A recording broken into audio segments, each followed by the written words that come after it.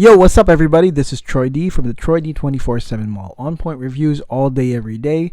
We've got something special today. As you can see, all my Boadiceas that I currently have here while I'm traveling are all standing in attention because we've got something today, which is the latest Boadicea for 2020. This I got from Harrods probably like a few weeks ago, and this is none other than Fire Sapphire. Boadicea The Victorious 2020. Fire Sapphire, fresh from London, and this is something that is the latest from the Sapphire collection, which, as you guys know, that's what basically put Boadicea on the map. It's the Sapphire collection. So we're gonna talk about the latest Fire Sapphire release on this channel. We're gonna talk about the scent. We're gonna talk about just Boadicea in general. If this is the first time you've heard about Boadicea, you've seen these bottles, we'll talk about that a little bit, okay? But before that, we shall hit the music, guys.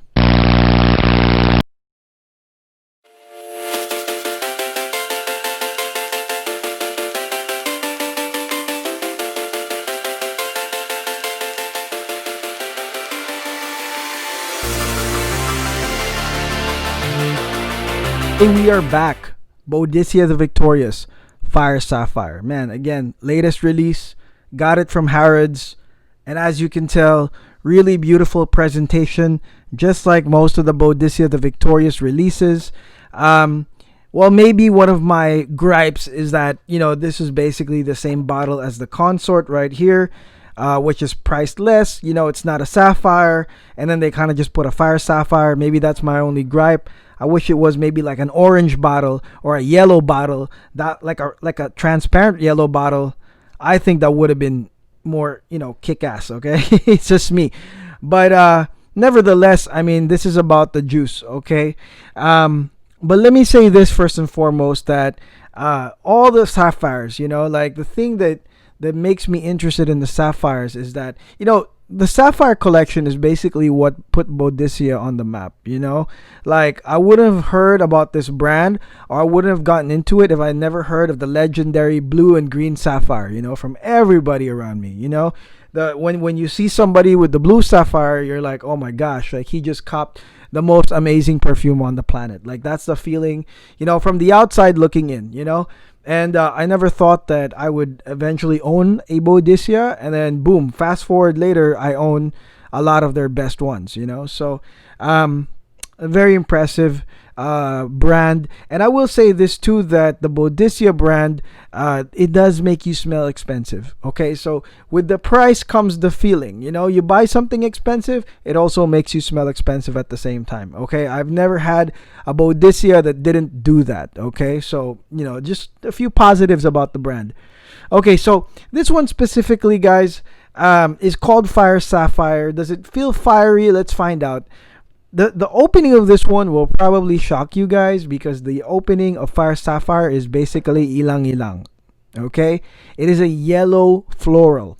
Okay, it smells exotic, it smells fragrant, and it's photorealistic. Really smells like ilang ilang straight up. This wonderful yellow floral basically takes off most of the opening. And then later on is joined by pink pepper, bergamot, gentlemanly bergamot, and plum. Okay, the pink pepper is nice. It's spicy and sweet. It's got this rosy, it's base rose, so a little bit rosy smell. And then also the plum provides this sweet grape-like scent, which mixes in perfectly to this opening. Now, the thing you'll get when you spray this on the opening is straight up, you're like, this is upscale gent scent, because it's not uplifting. It's not, even the plum, it's not like a juicy, uplifting, totally fruity plum. I mean, it's like a grape-like scent, and that's not uplifting at all. The pink pepper somehow gives a little bit of that, but it's still more of the spicy rather than uplifting, right? And the ilang ilang is exotic. So, just imagine this combo This is gonna be new to a lot of people that probably have never smelled ilang ilang in fragrances. But for those that have, this is what you can expect from the opening. Okay, it's very gentlemanly. It's not bright whatsoever.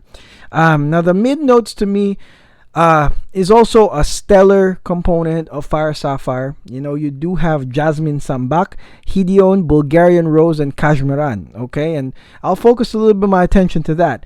The Jasmine Sambak is a sort of like a masculine jasmine, more masculine smelling than the regular jasmine. And then you have Hidion, which, it's named after, hedonism or pleasure. It smells like jasmine fused with some citric notes. Okay, there is Bulgarian Rose here. It's not the main player, but it does provide this dark rose. And again, curves it, keeps it gentlemanly. I'm thinking, man, boardroom. I'm thinking, lounge. Something like that. And then it has Kashmiran, which gives you the comforting feels of a cashmere wool sweater. So smooth, smooth, smooth. It's easy to categorize Fire Sapphire as a floral, but basically, because it gives off the charm of jasmine and Hidion, they kind of stand out, this jasmine scent. But it does have that blanket of warmth, coziness from both the rose and the Kashmiran. I think that this combo is something that niche lovers will like. I think manly guys are going to like this as well. Now, the dry down here has some particularly woody notes. You've got sandalwood, you've got patchouli, and that's really wonderful. And then it's accompanied by the usual combo of amber and musk. It's just a perfect continuation from the mid notes, For some reason, to me, the woody dry down, by the way, it has this feeling of like fire burning or woods burning. You know what I mean? This is a sensation I get from this dry down. It is not smoky, but it's sort of like this somehow uplifting, fiery feel, as if there is some woods burning. So I guess that's the reference to Fire Sapphire. Either that or it's the yellow flower in the beginning, right? Like, flaming on. I will say this, that in terms of usage, this one right here, performance is A++. It projects quite nice. Lasts long, of course, is Boadicea. You're already paying like what, $700 or something. I mean, come on, has to, and it does. It's got very good sillage. Now this one here, to me, okay, 100%, this one here is for a person that wants to stand out. Okay, like, it's just, there's no backing out from the ilang ilang. You know what I mean? Like, some people, I'm sure, who have never tried it, some will probably not like it, but some will do, especially those that entertain exotic flowers that kind of smell into your lives. But here it's nicely done, like I said, where it's just like it comes in floral, but then there's all these other supporting characters, supporting notes that just make it like a very, very upscale gent scent. Okay. What I like about it, this one really, is that it is very balanced. It has this uplifting, somehow cozy combination that keeps hitting my nose on every whiff. Like I'll get like ilang ilang, and then, which is uplifting somehow, and then it gets harmonized by the bays rose or the sweet plum, or then, you'll get another floral feel from the jasmine, and then the Kashmiran blankets it, and then, or for example, the woody notes, it also does the same thing with this uplifting, fiery, inspired feel, and then the musky and amber cozy it up. That's kind of the feeling as you wear it. It's very balanced. Sometimes you get this nice uplifting whiff, and then boom, here comes some comforting, blanketing, notes. Okay, that's basically what you'll get. I think that it is a nice blend that many people will enjoy because it hits different preferences in scents. Okay, if you like, dark, you'll get dark. If you want somehow uplifting a little bit, you'll get that. I think that emotionally too, it's great for any occasion. Okay, because it's like a balance that you'll enjoy when you're wearing it. It's also not, I would say, it's not like super loud, but because of the nature of its perfume, like it will make people notice you, without a doubt, in my opinion. Also, I think that one thing I like is that this fragrance, it doesn't suck up to the Middle East market. Because a lot of the Boadicias kind of do. It's maybe the Middle East is their biggest like buyers. If you go to the website, it's like there's like a special like shipping, free shipping for the Gulf, right? So you'll see a lot of these like rose ouds or Middle East ouds on almost all their fragrances. But one thing that makes me glad is this Fire Sapphire is not this. I don't feel like this sucks up to the Middle East at all.